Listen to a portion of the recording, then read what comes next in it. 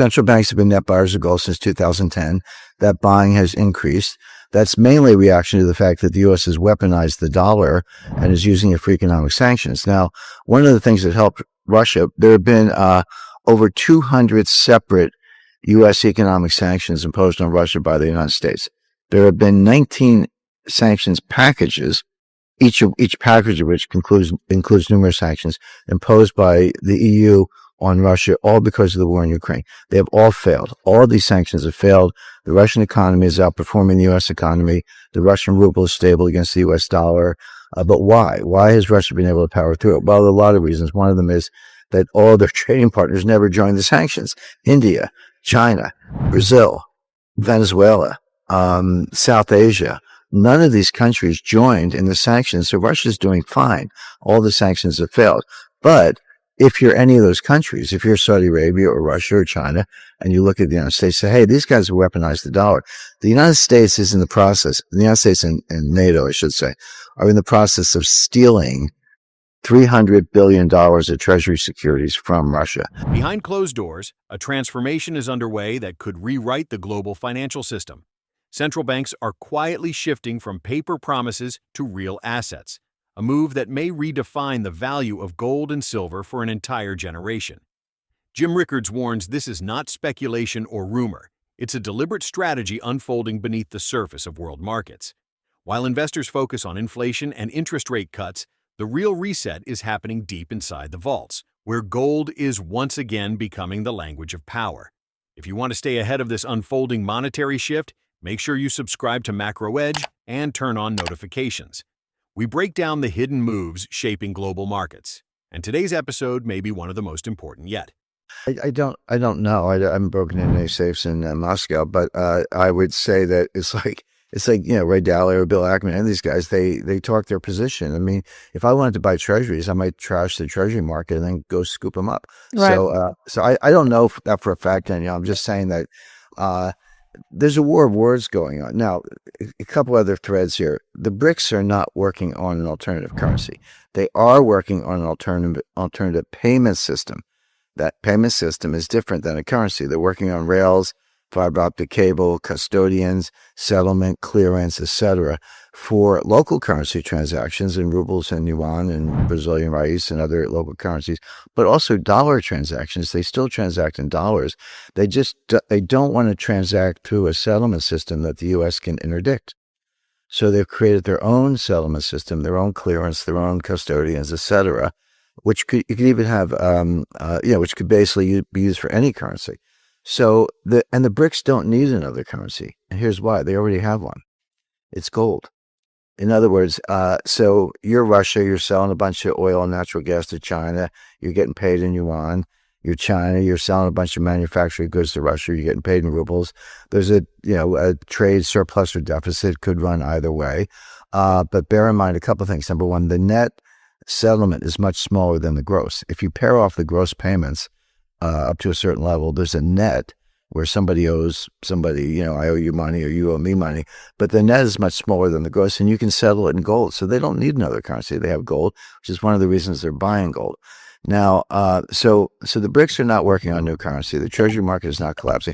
And these are not just opinions. The treasury market right now is rallying. It's going to rally more. I've recommended 10-year notes for a long time. So I said stablecoins were an enormous danger. They may cause the greatest financial catastrophe of all time, but it's not because the Russians think they're propping up the treasury market. Treasury market's fine. It's not because the BRICS are working on another currency. They already have one. It's called gold. Here's the danger.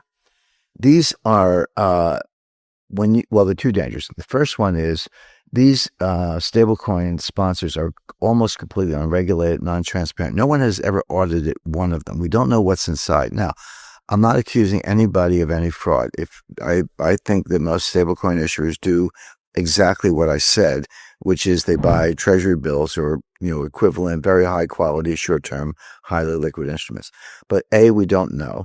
And B, there's got to be at least one fraud out there, probably many. What's to stop a stablecoin issuer from taking the dollars, issuing stablecoins, and stealing the money? The answer is nothing.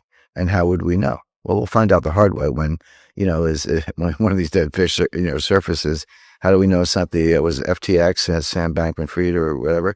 So that's coming. I'm not accusing anyone of fraud. I think the vast majority of them are not frauds. They're doing what they say they do. But just experience going back to Robert Vesco in the early 60s. One of these guys is a fraud. We had no idea whom, and we'll find out the hard way. Jim Rickards reveals that central banks have been net buyers of gold since 2010, but something dramatic changed after 2022. What began as steady accumulation has turned into a full-scale race for real money. The reason, he explains, is simple: the weaponization of the US dollar. Over the past few years, Washington has imposed more than 200 sanctions on Russia, backed by 19 separate EU sanction packages. The goal was to cripple Moscow's economy. Instead, it backfired. Russia's GDP is growing, its energy exports are thriving, and the ruble remains remarkably stable. The secret behind that resilience lies not in Russia alone, but in its partners. Nations like China, India, Brazil, and much of Southeast Asia refused to join Western embargoes. They kept trading, just not in dollars. When the US and NATO froze $300 billion in Russian reserves, the message to the world was unmistakable. If it can happen to Russia, it can happen to anyone. That single act shattered the illusion of safety that once surrounded the US dollar. Rickards says this moment triggered a quiet but powerful rebellion. The BRICS nations are not building a new currency, as headlines claim. They're building something far more strategic, a parallel financial network that operates completely outside Western control. This network uses local currencies, rubles, yuan, and reals, moving through their own settlement and custodial systems, entirely independent of SWIFT. It's not theory anymore, it's infrastructure, rails for a new global payments map. And here's the revelation that changes everything. They already have a neutral reserve asset, gold. Here's how it works. Russia sells oil to China and receives yuan. China sells manufactured goods back to Russia and takes rubles. When those trades are balanced, whatever remains, the net difference, is settled in physical gold. No dollars, no intermediaries, no leverage from Washington or Brussels. That's why central bank gold reserves are exploding. Nations such as China, Poland, Turkey, and Singapore are adding record tonnage, not for speculation but for sovereignty. Gold is no longer a hedge. It's the foundation of global trust. It's money that can't be printed, seized, or erased by sanctions. And now the market is confirming what the central banks already know. As of mid-October 2025, gold trades near $4,120 per ounce, up almost 45% year over year, a new record high. Silver hovers around $52 per ounce, soaring more than 60% year-to-date as both industrial and monetary demand surge. The gold-to-silver ratio has tightened from 85:1 to roughly 79:1, signaling silver's growing monetary relevance. Rickards insists these numbers aren't a top. They're the beginning of a historic repricing of real money in a world drowning in debt and distrust. But while central banks race to secure physical metal, another, more fragile system is growing in the digital shadows. Rickards warns that stablecoins, supposedly backed by U.S. treasuries, could ignite the next great financial shock. They're largely unregulated, unaudited, and opaque. Even if most are honest, it only takes one bad actor or one liquidity panic to spark a digital age bank run. A financial crisis, Rickards says, is when everybody wants their money back. And when that moment comes, when digital confidence collapses and liquidity vanishes, the world will flee toward the only assets left beyond the system: gold and silver. So that will start a panic. Now, the bigger danger is, let's go in the non-fraud area. They're doing everything we described. They're doing everything right. The time will come when Tether holders, I don't have to pick on Tether or any stablecoin holder, want their money back. I've been through, as I say about financial catastrophes, if I wasn't there, it didn't happen. I mean, I've seen every one. The time will come when people want their money back. The best definition of a financial crisis I've ever heard is everybody wants his money back. That's it. And so when that happens, these stablecoin holders are going to call their sponsors and say, "Give me my dollars. I want out. I want to get dollars right now."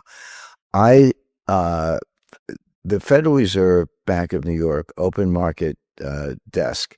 So, what does this mean for you? We're watching a quiet but historic transition from a world backed by trust in the dollar to a world backed by the weight of gold. Jim Rickards' message to investors is clear.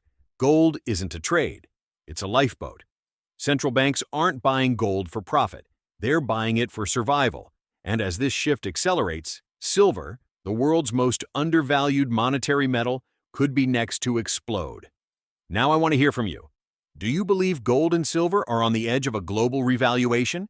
Or will digital currencies and stablecoins take the lead before that happens? Share your thoughts in the comments below. If you found this breakdown valuable, don't forget to like this video, subscribe to Macro Edge, and turn on the notification bell so you never miss a major update in this global monetary shift.